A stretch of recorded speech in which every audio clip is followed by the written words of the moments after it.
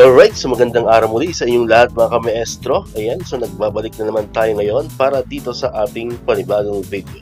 Pero bago natin talakayin itong ating video natin ngayon mga kamaestro, kung bago ka pa lang dito sa aking YouTube channel, huwag mong kakalimutan na mag-like, mag-comment, mag-share at syempre, i-subscribe mo na rin itong ating YouTube channel, El Maestro Sir Anton Official.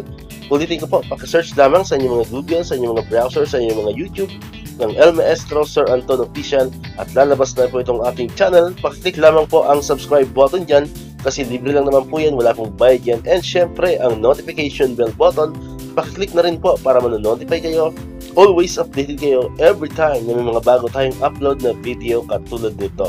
Alright, so nabanggit ko na kanina kamaestro, meron tayo ngayong panibagong video. Sa video natin ngayon mga kamaestro ay pag-usapan naman natin itong tungkol pa rin sa PBB 2022 SARO releases. Ngayong araw po yan, July 3, 2024. So upon checking po sa DBM, nakakita po tayo dito ng 38 na opisina, no? Hindi po kayo nagkakamali ng rinig, no?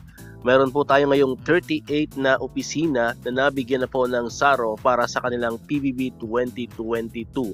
So medyo madami-dami po mga kamaestro. So parang sa ilang buwan na pagre-report natin about dito sa PBB SARO, ngayon lang tayo nakapag-update ng ganito karami sa isang araw lamang. So 38 po na opisina, pero medyo nakakalungkot sa mga kamaestro natin dyan, sa mga teachers, hindi pa rin po kasama ang DepEd dyan sa 38 na yan. Alright, so isa-isahin po natin, no? Ano-ano ba yung mga 38 na opisina na yan? Baka kasama na kayo dyan. Unahin natin itong nagmumula sa Civil Service Commission. Ayan. Particularly po sa Civil Service Commission Regional Office 7. Ayan, nakalagay dyan, Payment for Fiscal Year 2022, Performance-Based Bonus. So same ano po ito, no? Lahat po ito sa first screen natin. Lahat po yan ay para sa Civil Service Commission sa kanilang PBB 2022. So una nga po dyan yung Regional Office 7. Sumunod naman ay Regional Office 6. Next po is Regional Office 5, then Regional Office 4A, Regional Office 3, Regional Office 2, Regional Office CAR, Regional Office 1, Regional Office NCR, at saka Central Office. Next po, ito Civil Service pa rin yan, yung sumunod na sa screen natin. Lahat po ito ay sa Civil Service Commission pa rin. So ito naman ay Regional Office 13, Regional Office 7, Regional Office 6, Regional Office 10, Regional Office 9, Regional Office 8. And syempre, andito rin ang Regional Office ng BARM. Ayan, so far po yun para sa Civil Service Commission. So parang lahat na yata ng Regional Offices ng Civil Service Commission ay mayroon ng SARO para sa kanilang PBB 2022. So congratulations po sa mga kasamahan natin dyan sa Civil Service Commission. Next naman po, ito ay nagmumula naman sa DOST o Department of Science and Technology.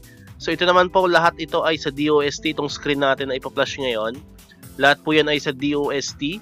Ayan, nakalagay dyan yung kanilang mga qualified personnel, yung bilang.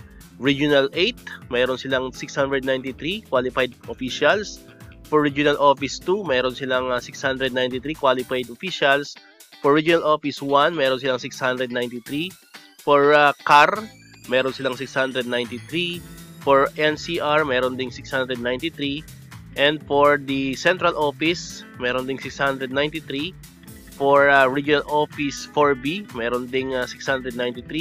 And Regional Office 4A, meron 693. So lahat po yan ay para sa Department of Science and Technology, particularly po sa kanilang mga regional offices. Next, ayan, itong next screen natin ay para pa rin to sa DOST pa rin, no? Department of Science and Technology. Ayan, nakalagay dyan ay para sa Regional Office 13, Regional Office 7, Regional Office 6, Regional Office 10, Regional Office 9, Regional Office 8, Regional Office 7, Regional Office 6, and Regional Office 5. So lahat po sila mayroong 693 qualified officials na nabigyan na po ng SARO para sa kanilang PBB 2022. Next, ito bago-bago ito mga kamaestro, no? Department of National Defense, particularly po sa Philippine Navy, no, Naval Forces. Ayan, so congratulations po sa mga kasamahan natin diyan sa Philippine Navy. So mayroon na pong PBB SARO ang Philippine Navy, nakalagay diyan to cover the funding requirements for the grant of fiscal year 2022 performance-based bonus of the Philippine Navy including the Philippine Marine Corps. Alright, so congrats po sa mga sir sa Philippine Navy. Next po, ito other executive offices, particularly sa Mindanao Development Authority.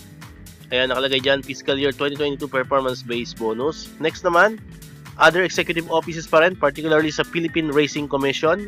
Nakalagay dyan for payment of 2022 performance-based bonus. At ang ikahuli po, no, na nabigyan po ng SARO ngayong araw, no, July 3, 2024, nagmumula naman sa Presidential Communications Office, PCO, particularly sa Philippine Information Agency, nakalagay dyan, cover the payment of fiscal year 2022 performance-based bonus of qualified officials and employees. So super po, yun po yung lahat ng 38 na mga opisina na narilisan po ng SARO for PBB 2022. So medyo marami po mga kamaestro. So sana yung next time yung DepEd naman, no. So alam ko marami nag-aantay, no, para sa DepEd. Sana naman swertehin tayo sa pagpapalit ng ating panibagong DepEd Secretary. Ayan. So shout out po kay Secretary Sunny Angara. Alright? So yan. So dito ko na po tatapusin itong ating video natin, mga kamaestro. Kung di ka pa nakakapag-subscribe, subscribe ka na para ikaw yung unang makakapanood ng mga videos na ina-upload natin. Katulad dito, yung mga updates about sa PBB, ikaw yung unang makakapanood niyan. And syempre, click mo na rin ang notification bell button para mananotify ka, updated ka pag may mga bago tayong uploaded na videos. So muli, maraming salamat sa inyong panonood at pakikinig.